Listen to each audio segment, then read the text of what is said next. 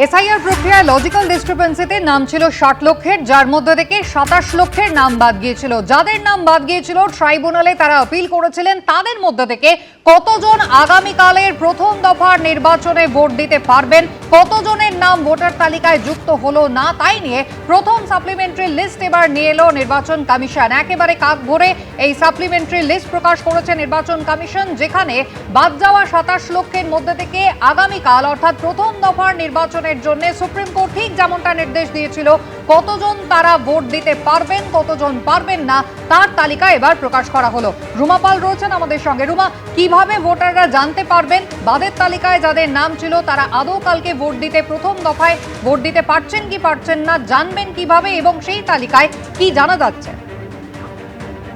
দেখো, 21 তারিখে কি ছিল ডেডলাইন, যেখানে কিন্তু এই ট্রাইব্যুনালের যে নিষ্পত্তি, যারা ডিলিটেড হয়েছেন তাদের নিষ্পত্তি যতটা হয়েছে সেটা কিন্তু ইনক্লুড করা। সেক্ষেত্রে দেখা যাচ্ছে যে একেবারেই একদম ভোর রাতেই কিন্তু এই প্রকাশ করে দেওয়া হয়েছে ট্রাইব্যুনালের মাধ্যমে নিষ্পত্তি এবং করা যে সাপ্লিমেন্টারি লিস্ট।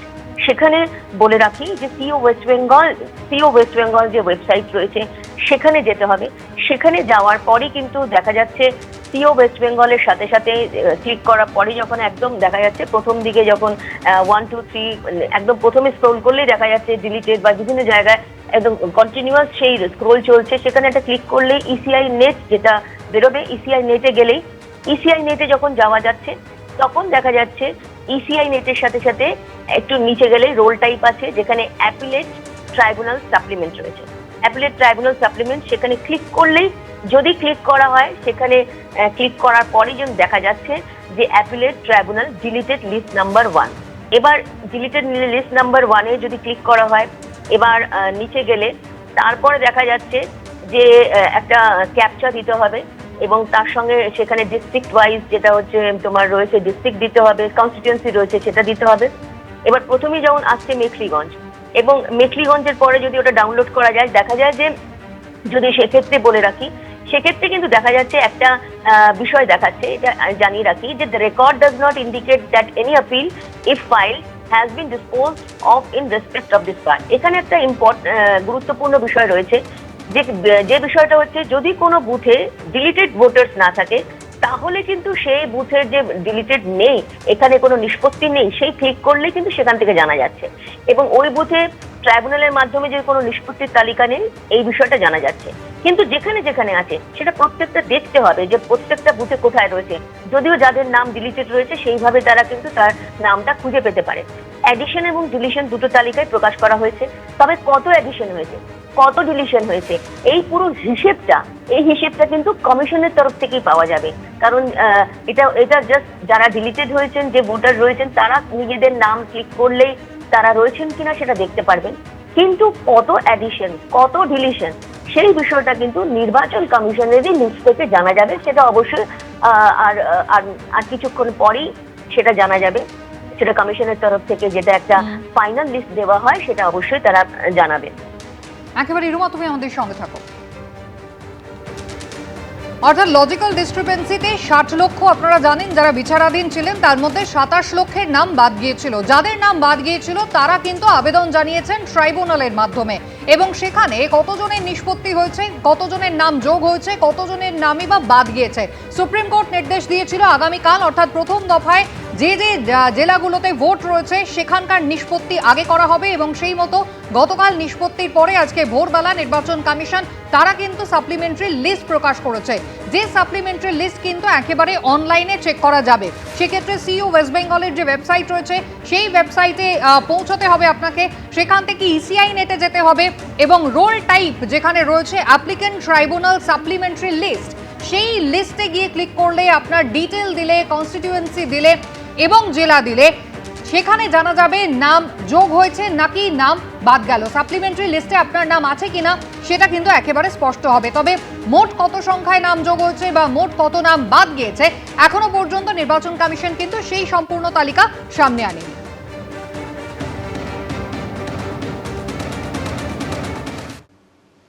বিধানসভা ভোট সুষ্ঠু এবং অবাধ করতে একাধিক কড়া পদক্ষেপ নিয়েছে নির্বাচন কমিশন। এবার বাইক র্যালি নিষিদ্ধ করল কমিশন, পাশাপাশি মোটর বাইক চলাচলেও শর্ত সাপেক্ষে হ্রাস টানল নির্বাচন কমিশন। একই দিনে ভোটের দিন এবং তার 3 দিন আগে থেকে বন্ধ থাকছে মদের দোকান। ভোটের ফলের দিনও মদের দোকান বন্ধ রাখার সিদ্ধান্ত নেওয়া হয়েছে। রেকর্ড সংখ্যক কেন্দ্রীয় বাহিনী, নজিরবিহীন নজরদারি, ঐতিহাসিক ভোট ব্যবস্থা, মাছিও যাতে গলতে না পারে এমন সুরক্ষা বিধি। এবারের বিধানসভা ভোটে এমন অনেক কিছু হচ্ছে যা এর আগে কখনো দেখেনি পশ্চিমবঙ্গ। এই নজিরবিহীন পরিস্থিতিতে বেনজির বাকযুদ্ধের মধ্যেই আরও একটা বড় ব্যবস্থা নিল নির্বাচন কমিশন। ভোটের আগে একদিকে মদের দোকান বন্ধ রাখার সময়সীমা বাড়ালো, অন্যদিকে মোটরবাইক চলাচলে শর্ত সাপেক্ষে হ্রাস টানল নির্বাচন কমিশন। ইতিমধ্যেই মুখ্য নির্বাচনী আধিকারিকের তরফে জেলা নির্বাচনী আধিকারিক, পুলিশ কমিশনার ও পুলিশ সুপারদের উদ্দেশ্যে নির্দেশিকা জারি করা হয়েছে। বলা হয়েছে, ভোটের দুদিন আগে থেকে কোনো মোটরবাইক র্যালির অনুমতি দেওয়া হবে না। ভোটের দুদিন আগে মোটরবাইক চলাচলও নিয়ন্ত্রণ করল কমিশন।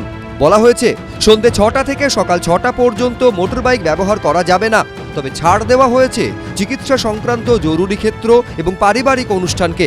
আবার সকাল 6টা থেকে সন্ধ্যে 6টা পর্যন্ত মোটরবাইকে চলাচল করলেও চালকের পেছনে কাউকে বসানো যাবে না, অর্থাৎ আরোহী একাই যাবেন। এক্ষেত্রেও ছাড় দেওয়া হয়েছে চিকিৎসা সংক্রান্ত জরুরি ক্ষেত্র, পারিবারিক অনুষ্ঠান, স্কুলে পড়ুয়াদের যাতায়াতকে। ভোটের দিন মোটরবাইকের ক্ষেত্রে নিষেধাজ্ঞা জারি করেছে কমিশন। নির্বাচন কমিশনের নির্দেশ অনুসারে আগামী 23/4/2026 অর্থাৎ ইলেকশনের দিন পর্যন্ত সমস্ত রকমের বাইক, মোটরসাইকেলের ওপর নিষেধাজ্ঞা জারি করা হয়েছে। শুধুমাত্র মেডিকেল ইমার্জেন্সি ছাড়া অন্য কোনো রকম কোনো বাইক অযথা কেউ বাইরে বার করবেন না।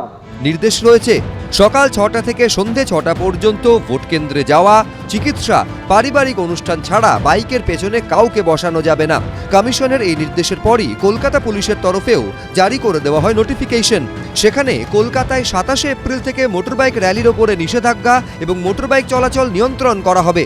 নির্দেশ অমান্য করলে কড়া ব্যবস্থার হুঁশিয়ারি দেওয়া হয়েছে পুলিশের তরফে।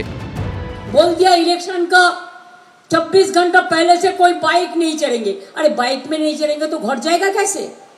बहुत सारे नौकरी करते हैं, दूर दूर गांव में रहते हैं।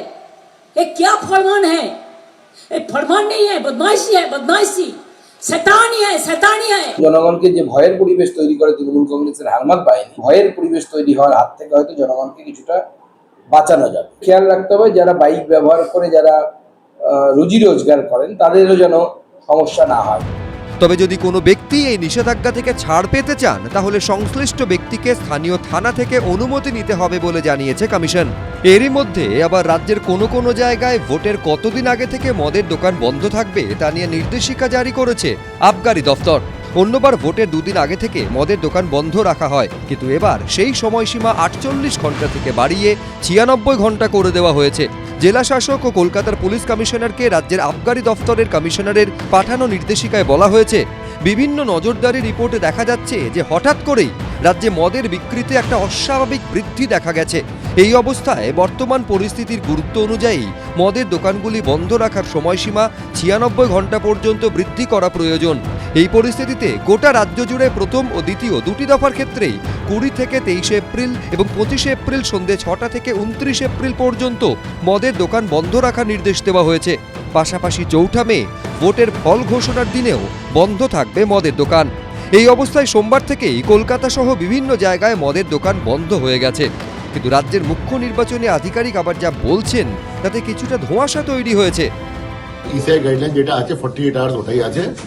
এটা যে যে সার্কুলার বের করেছেন এক্সাইজ ডিপার্টমেন্ট, ওদেরকে আপনি জিজ্ঞাসা করবেন, আমিও জিজ্ঞাসা করবো যে এটা কেন করলেন উনি। যেখানে ভোট নেই সেটা যেটা জিজ্ঞাসা করে নেবেন এক্সাইজ কমিশনারকে। আমি শুনলাম, আমিও জিজ্ঞাসা করে নেবো। আমরা যে ইসিআই গাইডলাইন বাইরে কাকে কিছু বলিনি, যেটা আছে না আমাদের পরামর্শ নেওয়া হয়েছে, না আমাদের অ্যাপ্রুভাল নেওয়া হয়েছে। ভোটে এবার নজিরবিহীন নিরাপত্তার ব্যবস্থা করেছে নির্বাচন কমিশন। বুথের চারপাশে 100 মিটার বৃত্তাকারে চক বা রং দিয়ে ঘিরে দেওয়া হবে। এই অংশে ভোটার ছাড়া অন্য কারুর প্রবেশাধিকার থাকবে না। রুমা পাল, হিন্দোল দে, মুন্না আগ্রওয়ালের রিপোর্ট, এবিপি আনন্দ। এবিপি আনন্দ, এগিয়ে থাকে, এগিয়ে রাখে।